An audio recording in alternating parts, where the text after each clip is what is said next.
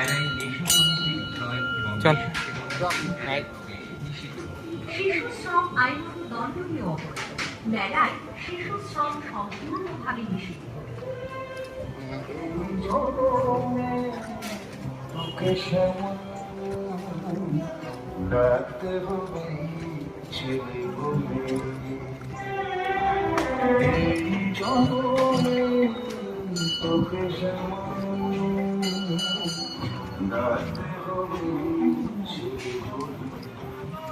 ছোট এবং বড়দের প্রতি বিশেষ নজর রাখুন।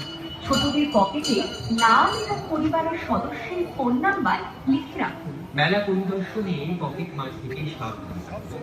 নির্দিষ্ট স্থানে শৌচ করুন।